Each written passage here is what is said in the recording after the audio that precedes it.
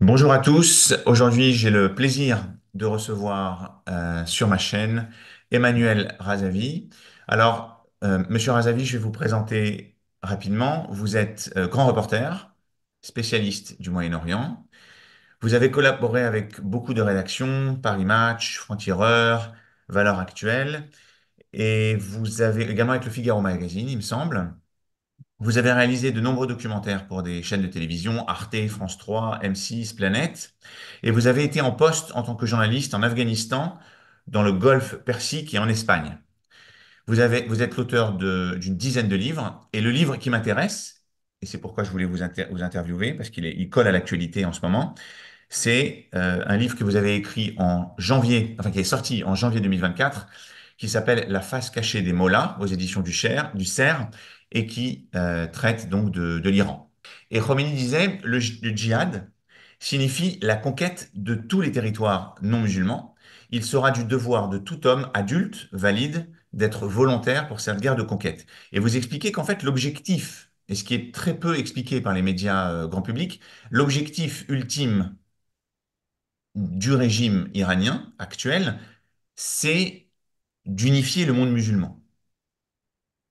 Alors, Est-ce- c'était en tout cas effectivement le projet de Khomeini dans les années 60 et 70, avant qu'il prenne le pouvoir en fait en Iran, et il avait effectivement théorisé. Alors, j'ai lu moi en travaillant dans les archives quand j'ai réécrit mon livre. Vous l'avez rappelé, je travaille aussi beaucoup pour Paris Match. J'ai fait un vrai travail de terrain dans plusieurs pays, hein.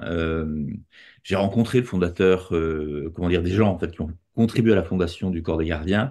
J'ai interviewé longuement le fondateur des Gardiens de la Révolution, Moshe Nchazegara. J'ai comment dire, trouvé un certain nombre d'archives en fait, hein, qui documentent le projet de Khomeini, qui est effectivement de porter ce qu'il appelle lui-même le djihad mondial ou global, enfin selon les traductions. Et c'est un projet qui lui tient tellement à cœur que lorsque la République islamique connaît son avènement en 1979, Khomeini va décider d'inscrire le djihad global dans le préambule de la constitution de la République islamique d'Iran. Alors, c'est vrai que vous soulevez à juste titre le fait que c'est très peu connu, on n'en entend pas parler, en tout cas en France, c'est un pas chez un certain nombre de chercheurs qui ne connaissent pas l'Iran, mais ça vient du fait que, vous savez, il y a beaucoup de spécialistes en fait du monde arabe, en tout cas en France, très peu de spécialistes de l'Iran. Et un certain nombre des spécialistes en fait de l'Iran qu'on a pu voir, notamment parmi les chercheurs, j'entends, je ne parle pas des journalistes, mais de certains chercheurs, comment dire, de façon à ne jamais se mettre à dos en fait la République islamique d'Iran pour continuer leurs travaux de recherche, pour certains d'entre eux, on fait l'impasse totale sur le sujet. Inconsciemment ou volontairement, je n'en sais rien, mais en tout cas, il y a eu une impasse qui a été faite sur le sujet. De même qu'il y a eu une impasse qui a été faite sur le fait que Khomeini, qui est chiite, hein, qui était chiite, Mhm, comment dire, a été très influencé par les frères musulmans égyptiens et notamment par les textes de Seyyed Qutb. On y reviendra peut-être mhm, plus tard. Le djihad global, en fait, ce projet de djihad mondial dont Khomeini parle à l'époque et qu'il fixe dans la Constitution, en clair, ce qui est dit, c'est que ça commence par l'avènement de la République islamique, ça continue en fait avec la Palestine. Je rappelle, à toutes fins utiles à vos auditeurs, que comment dire, en février 1979, Yasser Arafat rend visite à Khomeini à Téhéran. Il a la première personnalité politique internationale à rendre visite à Khomeini à Téhéran. Et ces miliciens qui l'accompagnent, bon, qui vont d'ailleurs se livrer à pas mal d'exactions qui sont assez proches de ce qu'a vécu le peuple israélien le 7 octobre. Mais ça, personne n'en parle non plus. Il y a eu une impasse là-dessus. Dans les rues, ils scandent aujourd'hui l'Iran, demain la Palestine. 45 ans plus tard, les djihadistes en fait iraniens, qui sont liés à l'Iran, je parle du Hamas, du djihad islamique notamment, mhm, mais aussi au sein du corps des gardiens de la Révolution, hein, je vous l'ai dit, j'ai interviewé des gens, hein, du corps des gardiens, bah, disent très simplement, en clair, la prochaine étape après, comment dire, la Palestine et Israël, c'est l'Occident. Vous savez, ça a beaucoup été repris d'ailleurs, je crois, dans la presse anglo-saxonne sous la forme West is next. Sauf que on l'a souvent attribué en fait à des Israéliens, sauf que c'est les djihadistes iraniens qui le disent de façon claire, j'en sais quelque chose, et qu'il y a cette stratégie donc qui est une stratégie. Alors de grande djihad. En réalité, les services secrets iraniens ont donné le nom de grande djihad à leurs opérations, si vous voulez, d'influence, hein, à travers, notamment à travers l'Europe et les États-Unis, mais comment dire, qui contribuent, si vous voulez, à porter donc ce djihad global ou mondial, selon que vous le traduisez du persan en français. Donc c'est intéressant parce que moi, de mon point de vue, quand je pensais à l'Iran et au mouvement islamique au Moyen-Orient, je disais que c'était un peu incompatible parce que les sunnites et les chiites en général, enfin depuis 1400 ans, font toujours la guerre. Mhm. Mais ce que vous dites, c'est que c'est pas juste contre Israël que l'Iran finance et arme le Hamas, c'est vraiment par connivence ou par affinité Alors, religieuse. il y a des affinités, vous avez raison, parce que le Hamas, c'est la branche palestinienne de l'Organisation des Frères musulmans Mhm, égyptiens. Alors, peut-être pour vos auditeurs qui ne le savent pas, les Frères musulmans, c'est une organisation fondamentaliste, en fait, qui a été créée en 1928 par Hassan al-Banna, mhm. qui est le grand-père de Tariq Ramadan, pour ceux qui ne le savent pas. Et Hassan al-Banna, si vous voulez, il a théorisé plein de choses. Il a théorisé d'abord, comment dire, le fait que la société devait être organisée autour des valeurs de l'islam. Exactement ce qu'a fait Khomeini en fait en Iran. Il a considéré que, comment dire, il fallait organiser en fait le système politique selon les valeurs de la charia. D'accord? Ce qu'a fait complètement Khomeini. Et c'est assez intéressant parce que quand vous regardez comment est constituée l'organisation des frères musulmans, en tout cas, il dispose d'un conseil de la guidance, bah, c'est peu ou prou le même système que ce qu'a mis en place Khomeini avec la République islamique d'Iran. Et c'est pareil, il y a une impasse totale qui est faite en France depuis toujours, j'ai l'impression, sur le sujet. Moi, j'ai même entendu dire des chercheurs que Khomeini n'avait aucun contact avec les frères musulmans égyptiens, ce qui est faux, archi faux. Le mentor de l'ayatollah Khomeini s'appelait Nawab Safavi. Il était le chef d'une organisation terroriste à laquelle a appartenu Khomeini, qui, comment dire, est devenue la branche, officiellement, hein, et c'est sourcé ce que je raconte, qui est devenue la branche, en fait, officielle des frères musulmans sunnites égyptiens en Iran. Et en fait, personne ne le sait, mais il y a des frères musulmans chiites. C'est iranien, c'est très marginal, mais ça existe, et Khomeini en fait partie. Le régime iranien, c'est un régime inspiré de l'islam politique frériste, mais ça, les Iraniens le savent, hein. Il n'y a qu'en France qu'on a fait l'impasse dessus, hein. Justement, Allez-y. la France, c'est intéressant ce que vous dites. Le fait que les chercheurs français soient un petit peu, on va être gentil avec eux, ils ne sont pas au courant ou ils mettent ça de côté. Est-ce que c'est pas, il y a une histoire quand même entre la France et l'Iran, notamment Khomeini qui avait été soigné à Neuf-le-Château.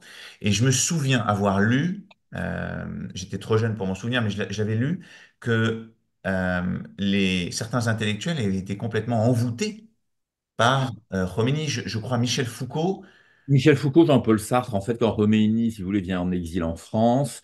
D'ailleurs, c'est intéressant, il est accompagné par Mohsen Chazegara. Mohsen Chazegara, c'est le fondateur. C'est lui qui a inventé le concept des gardiens de la Révolution, avec un autre nom. Il appelait ça l'armée du peuple, mais ça a été inventé à Neuf-le-Château en France. Mohsen Chazegara, fondateur des gardiens de la Révolution, me le confie. Je l'ai écrit dans son livre, parce que j'ai restitué les entretiens que nous avons eus. Khomeini est accompagné à Neuf-le-Château aussi du fondateur, de celui qui va devenir le fondateur du Hezbollah.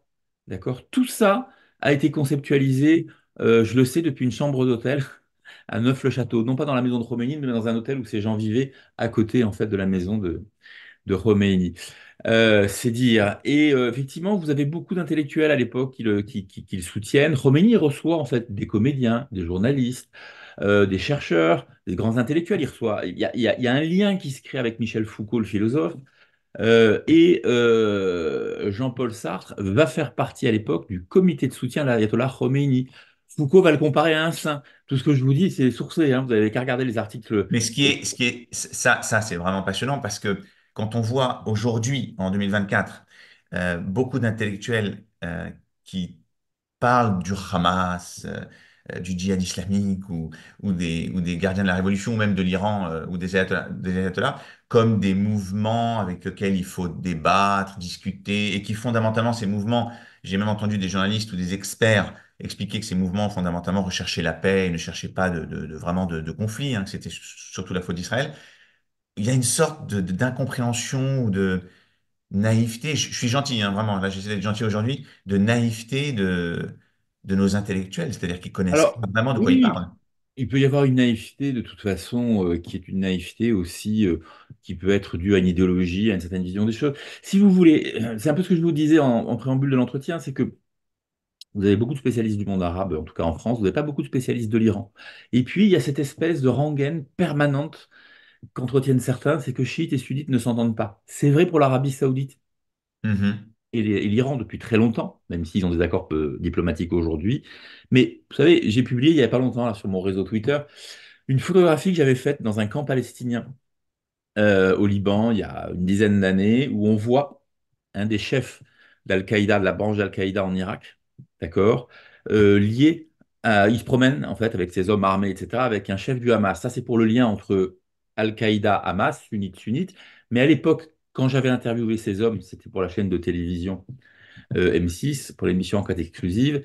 Il m'avait dit, le chef du Hamas, donc proche d'Al-Qaïda, il m'avait dit, mais on a des très bons rapports en fait avec le Hezbollah, sunnite, Mhm. chiite, et on monte régulièrement des opérations conjointes contre Israël. Mais c'est ce que vous voyez aujourd'hui. Mhm.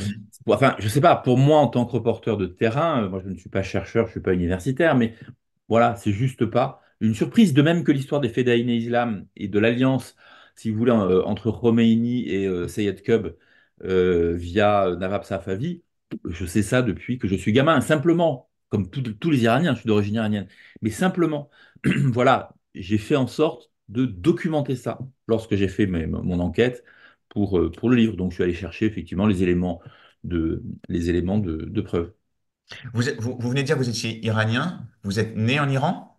Alors non, je suis un Iranien, je suis franco-iranien, je suis né en France, mais Mhm. parti parce que mon père est arrivé en France bien avant la Révolution, mais une grosse partie de ma famille, par contre, est arrivée en France après 1960, enfin, la Révolution de 79, parce qu'elle était persécutée par les islamistes. Mhm. Voilà, et donc moi j'ai eu la chance d'aller beaucoup en Iran, effectivement, dans ma jeunesse, et puis de grandir dans les deux cultures, enfin, iranienne et française.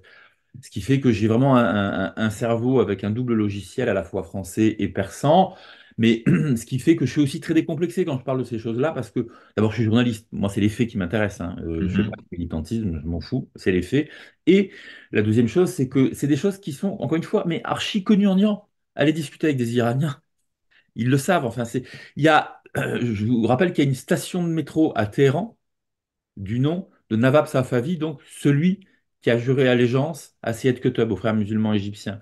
Vous avez eu un timbre en Iran en 1984 qui a été publié à l'effigie de Syed Qutb, pardon, d'accord? Ali Khamenei, le guide suprême actuel de la République islamique, il est le traducteur officiel du frère musulman Syed Qutb en persan, d'accord? Voilà, c'est aussi simple que ça. Vous avez 90 millions d'Iraniens, je crois, qui sont au courant. Il n'y a qu'en France qu'on ne l'est pas. Ce qui est très troublant, c'est que j'avais aussi lu enfin, j'ai l'impression que c'est un peu connu que la population arabe en Iran est discriminée ou pas spécialement chouchoutée par le régime Et des oui, ayatollahs.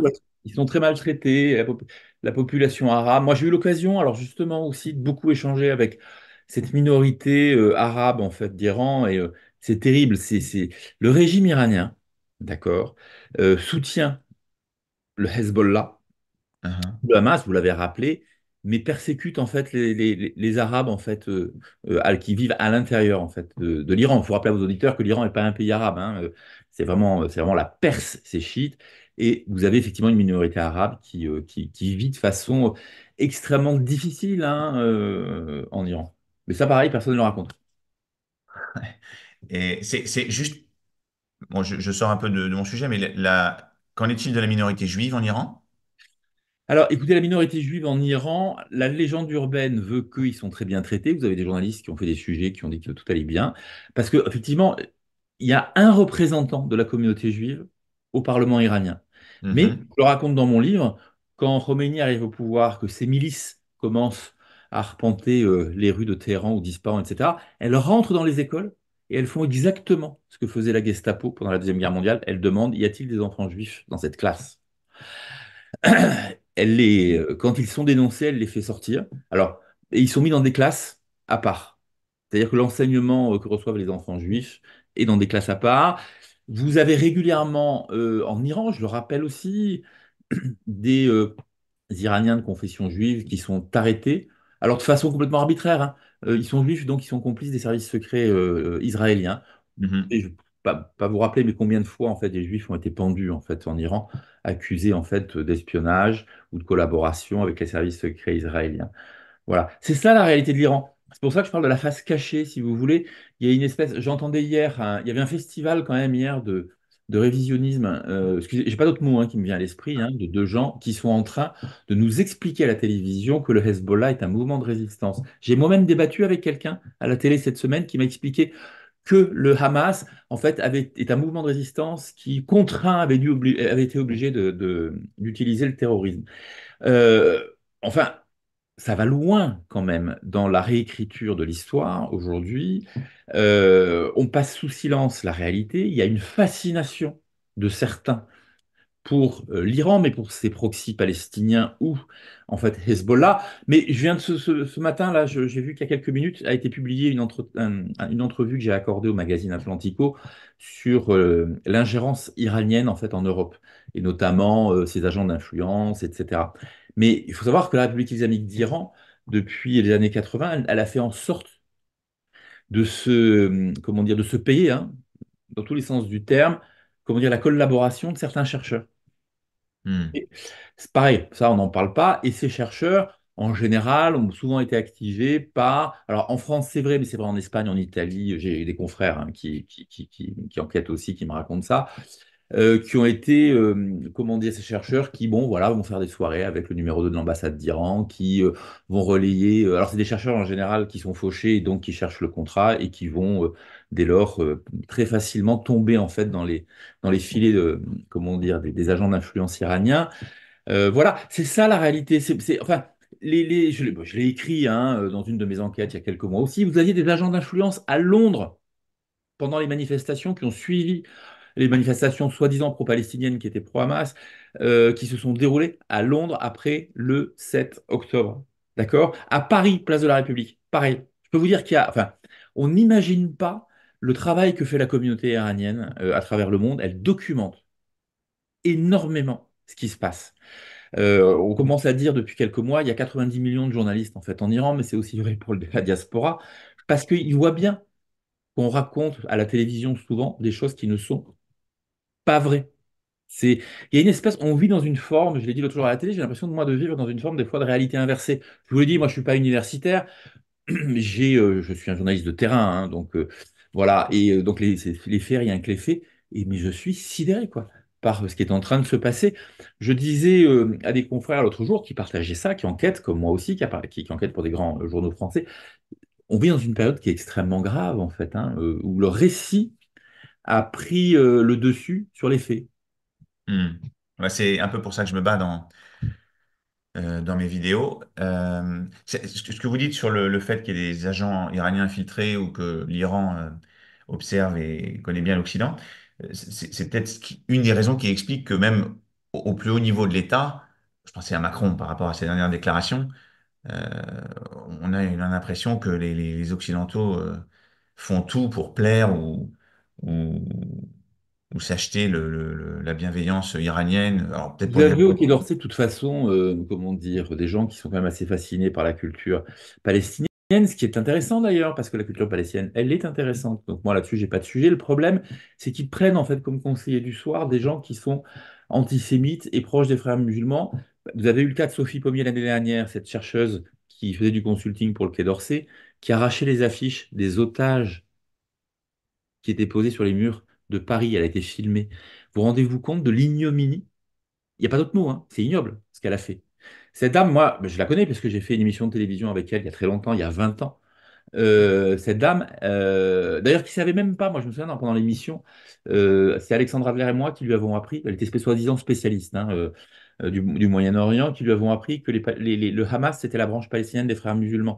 Je vous rappelle que c'est inscrit dans la charte fondatrice du Hamas. Elle ne le savait même pas, alors qu'elle les défendait.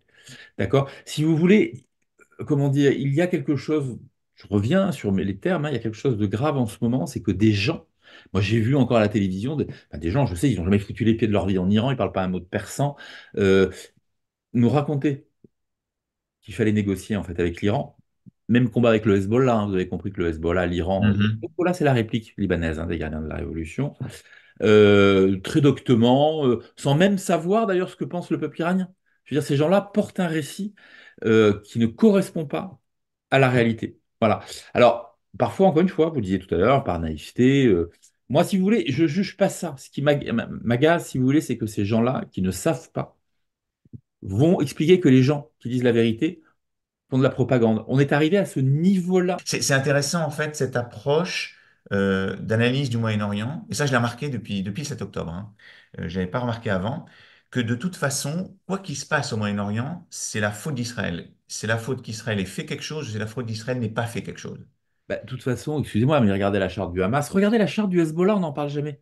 Elle est assez proche d'ailleurs de celle du Hamas sur le côté anti. Ils veulent détruire leur raison d'exister. C'est la destruction de l'État d'Israël.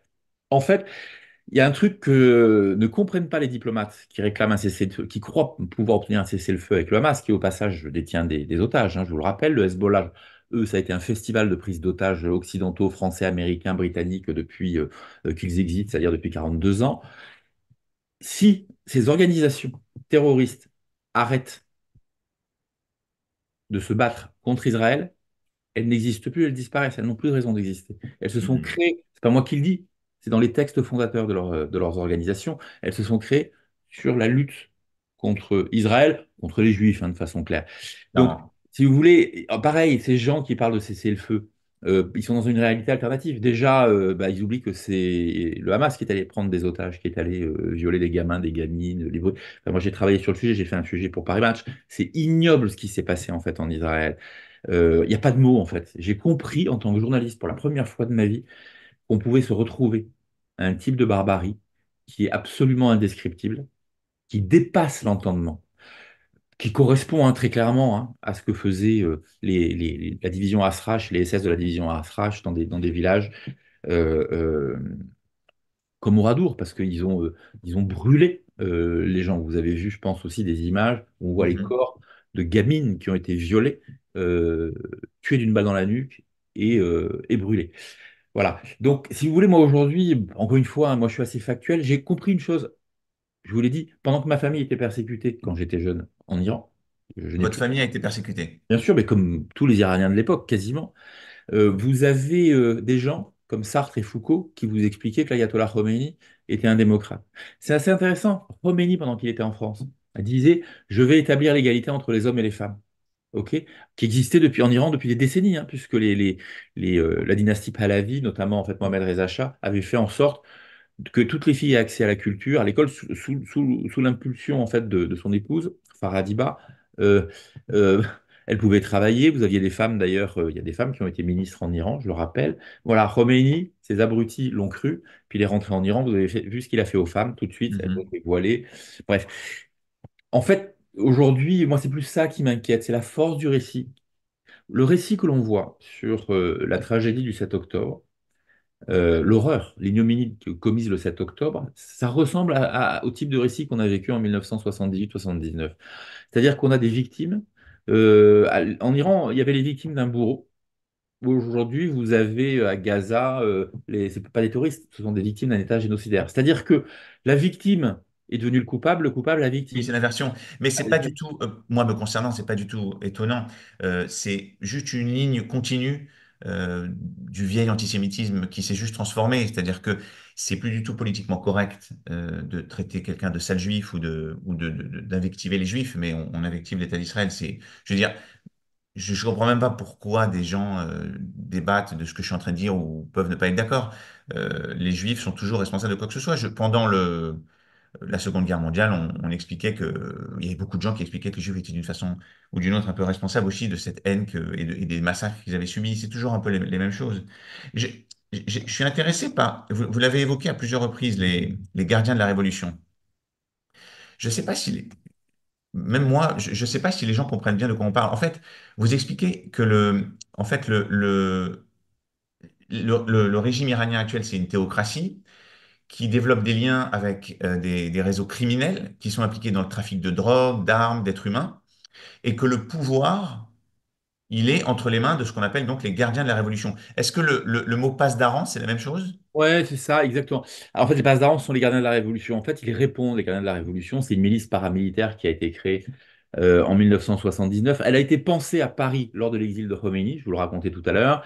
Mhm. Et quand Khomeini est rentré en Iran, dans les 3 mois qui ont suivi son retour avec Mohsen Shah-Zegara, ils ont créé le corps des gardiens de la Révolution. Euh, c'est le bras armé du régime. C'est lui qui tient 70% en fait de l'économie en fait iranienne. Il ne répond qu'aux ordres du guide suprême Ali Khamenei. Il a une branche en charge de ses opérations extérieures qui s'appelle la Force Al-Quds et il est le créateur, si vous voulez, enfin, les gardiens de la Révolution sont les créateurs du Hezbollah. Moi, je me souviens, jeune journaliste, je le raconte beaucoup en ce moment, j'allais en fait au sud Liban faire mes premiers reportages dans les villages du Hezbollah et j'entendais parler iranien. Et je ne comprenais pas comment dans un village libanais on pouvait entendre parler iranien. Enfin, c'est des mecs habillés souvent en noir avec des kalachnikovs. C'était des gardiens de la Révolution. Et voilà, c'est pour vous dire à quel point la proximité est importante entre le Hezbollah et les gardiens de la Révolution, et pour cause, le Hezbollah est la réplique libanaise des gardiens de la Révolution. Ces gens-là, si vous voulez, pour financer notamment leurs opérations terroristes ou paramilitaires, d'abord, ils ont préempté l'économie iranienne, ils ont confisqué beaucoup de biens, et puis, ils sont devenus tellement riches qu'à un moment donné, ils voulu écouler en fait leur richesse à l'étranger. Ils ont commencé à investir dans des programmes immobiliers, par exemple en Turquie. Et puis de là, ils sont rentrés en contact avec des mafias, qui étaient des mafias turques, mais aussi des mafias russes, des mafias sud-américaines. Et ils sont rentrés petit à petit dans le trafic de drogue. Ils se sont mis à acheter des casinos en Asie du Sud-Est, à Macao, etc. Ce que je vous dis là, c'est intéressant. Ces gens-là sont des islamistes. Ces gens-là tuent au nom de l'idéologie religieuse, mais sont mafieux. Je dis ça pour vos auditeurs, c'est que c'est hyper sourcé. J'ai mis des organigrammes en plus dans mon livre. Tout ce que j'avance à chaque fois, c'est extrêmement sourcé. Je suis journaliste, hein, je dois être très factuel. J'ai des interviews de gens de l'intérieur et je peux vous garantir, même y compris les routes de la drogue qu'ils empruntent, etc. C'est hyper documenté. Voilà. Donc, si vous voulez, ces gardiens de la Révolution aujourd'hui, ce sont eux qui forment aussi des agents, ce qu'on appelle des agents d'influence via leur force Alcots, qui les envoient dans des pays comme l'Angleterre, la France, l'Espagne, etc., où ils sont chargés de relayer en fait les éléments de langage de la République islamique d'Iran ou des proxys iraniens comme, comme Hamas ou comme le Hezbollah. Voilà, c'est juste ça qui se passe, mais je veux dire, c'est mécanique et c'est très bizarre parce que une partie des chercheurs ou des gens disent ah non, c'est pas possible, on n'y croit pas. Vous avez aujourd'hui d'ailleurs des gens de la diaspora algérienne en France qui travaillent aussi. L'Algérie s'est rapprochée énormément en fait de l'Iran. De l'Iran. Les gardiens de la Révolution, la force Al-Quds, forment une partie en fait des officiers de l'armée algérienne, soutiennent le Front Polisario. Donc l'Iran a décrété que comme les Algériens représentaient la première communauté étrangère en France, eh bien, il fallait les utiliser aussi pour faire le relais de la promotion en fait pro-Hamas, pro-Hezbollah, etc. Bref, alors ce qui n'est pas vrai pour tous les Algériens, c'est des éléments, des gens un peu connus qui font ça. Mais ça va très loin, si vous voulez, dans la désinformation. La mainmise est totale. Je vois pas. Y a-t-il une chance? Je vous pose à vous la question. Est-ce qu'il y a une chance que le régime soit Régime renversé dans l'état sombre. actuel des choses? Oh, écoutez, contrairement à ce que j'entends sur les plateaux de télévision français, oui. C'est un régime de toute façon qui est déjà fait face à une contestation populaire importante. Les Iraniens n'en veulent plus. C'est un régime qui est confronté à une crise économique à cause de la corruption sans précédent. Vous avez 2 tiers du pays qui n'a plus accès quasiment à l'eau potable. Donc ce sont des facteurs, si vous voulez, qui le fragilisent. Enfin, autour du guide suprême Ali Khamenei, il y a beaucoup de divisions. Les conservateurs, qui sont partisans de la ligne de Khomeini, du djihad, ne s'entendent pas avec les réformateurs. Les réformateurs sont ceux qui tiennent en général le business du trafic de drogue, Mhm. tout à l'heure, d'armes, etc., trafic humain, qui se sont beaucoup enrichis, qui ne veulent pas de guerre aujourd'hui avec Israël parce qu'ils savent très bien qu'ils perdraient. Ils le disent, hein. Je discute avec des gens, des informateurs que j'ai à l'intérieur et qui disent si on rentre en guerre ouverte contre Israël, les Américains vont s'en mêler et on ne tiendra pas. La République s'effondrera. Donc, si vous voulez, c'est un pays qui est très, très instable aujourd'hui. La question. Moi, j'ai interviewé pour Paris Match, là, le prince Reza Pahlavi, qui me disait lors de l'entretien, la question, ce n'est pas de savoir si la République islamique d'Iran va tomber, mais quand. Et je crois, hein, d'après les enquêtes que je fais, j'ai le sentiment qu'il a raison. C'est-à-dire qu'on voit bien que ce régime est pourri de l'intérieur. Je ne dis pas qu'il va tomber demain, mais on voit bien, regardez, les services secrets israéliens ont pénétré le plus haut niveau Mhm. passe d'Aran, les gardiens de la Révolution du régime iranien. Ça montre bien que c'est foutu.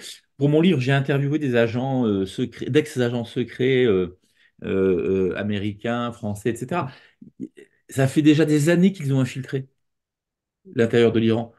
En fait, si vous voulez, les Occidentaux, en tout cas les Américains, les Israéliens, les Français, je pense, savent tout ce qui se passe à l'intérieur du régime iranien. Ça, j'ai bien compris. Mais ça va très très loin, ce que je vous dis, hein. Durant mon enquête, j'ai vu des choses qui sont dignes d'une série de télévision, d'un film de cinéma.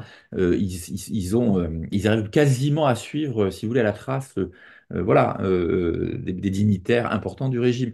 Voilà, ils savent tout. Donc ce régime, si vous voulez, il ne tient aujourd'hui que par la faiblesse, je pense, ou la volonté, voilà, des politiques européens, américains, qui, bon, voilà, qui voient pas tellement, qui n'arrivent pas à comprendre qu'il y a des oppositions très organisées à l'intérieur de l'Iran comme à l'extérieur, alors qu'elles soient de gauche, qu'elles soient de droite, qu'elles soient politiques, qu'elles soient monarchistes, peu importe. Euh, il y a une incompréhension de ce qui se passe à l'intérieur de l'Iran qui fait que ce régime perdure. Voilà, on va voir pour C'est combien très de temps. Je vous difficile. fais remarquer que depuis 3 semaines, tous les dignitaires du Hezbollah quasiment se font descendre, des commandants Mhm. de la force Al-Quds, des gardiens de la Révolution très importants, se font descendre. Enfin, ça montre à quel point c'est fragile, quoi. Mais en même temps, c'est paradoxal parce que c'est fragile, c'est très difficile de savoir ce C'est qui va se vrai. passer parce que Il y a c'est un paradoxe fragile, iranien. mais ils sont quand même pas loin du seuil nucléaire. Alors, c'est vrai que c'est un vrai sujet de réflexion nucléaire et d'inquiétude, hein, évidemment, parce que ils n'ont jamais été aussi près, très clairement.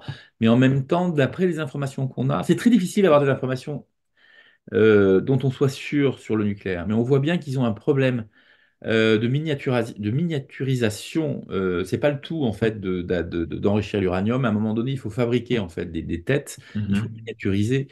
Voilà, et on comprend que là-dessus, ils ont plutôt de la difficulté, ce qui fait que, d'après certaines sources, c'est la raison pour laquelle ils ont un surinvesti sur le programme balistique, sur leurs missiles notamment, et sur des satellites aussi, en se disant que, en attendant d'avoir le nucléaire, si une guerre devait se livrer face à l'État hébreu ou aux Américains, il fallait avoir ces missiles. C'est la vraie force, les missiles aujourd'hui, de Très la fort de République. l'Iran. Voilà, de la République islamique d'Iran, avec sa force Al-Quds, hein, des gardiens de la Révolution dont je parlais.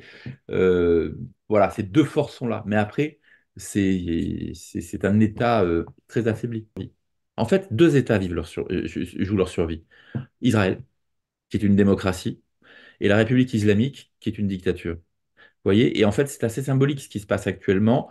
Euh, En 2024, vous avez un affrontement entre une démocratie et un régime totalitaire. Une démocratie qui est abandonnée un peu par les autres démocraties. On l'a vu avec la déclaration du président de la République français hier, qui veut plus donner d'armes, fournir d'armes, pardon, ou vendre d'armes à Israël. Et puis de l'autre côté, ce régime totalitaire qui fascine jusqu'à nos étudiants dans les écoles comme Sciences Po. Alors, pas, Sciences Po, je suis passé par Sciences Po, mais ça a toujours été très tiers-mondiste, très à gauche. Mais là, c'est quand même un festival, si vous voulez, pareil, d'ignominie, qui est en train de se produire, comme à la Sorbonne. Voilà. Que sortira-t-il de l'affrontement? Moi, vous savez, je discute avec des Iraniens de l'intérieur qui disent, il y en a un qui m'a dit quelques jours, je ne veux pas voir mon pays envahi par une puissance étrangère, je ne veux pas avoir de guerre avec... Mais de toute façon, c'est inévitable, alors que les Israéliens aillent jusqu'au bout. Voilà. C'est Mhm. il est quelqu'un qui est à l'intérieur du régime hein, qui m'a dit ça. Donc, ce que je veux vous dire par là, c'est qu'ils sont résignés. Ils ont compris que c'était foutu, pour beaucoup. Et c'est pour ça que je suis très inquiet de ce que j'entends sur certains plateaux de télévision en ce moment, où des gens nous racontent le contraire, mais des gens qui ne parlent pas avec les Iraniens. Voilà, c'est un moment en fait de toute façon où même au sein de pays comme la France, vous avez des visions qui s'affrontent, pour ne pas dire qui se confrontent, entre les partisans de la démocratie. Moi, je vois bien autour de moi les gens d'ailleurs qui soutiennent parfois Israël. C'est pas parce qu'ils sont pro, comment dire, israéliens comme on voudrait le faire croire, c'est juste qu'ils sont pro-démocratie. Ils considèrent que c'est une Mhm. démocratie, qu'il faut soutenir la démocratie, point barre.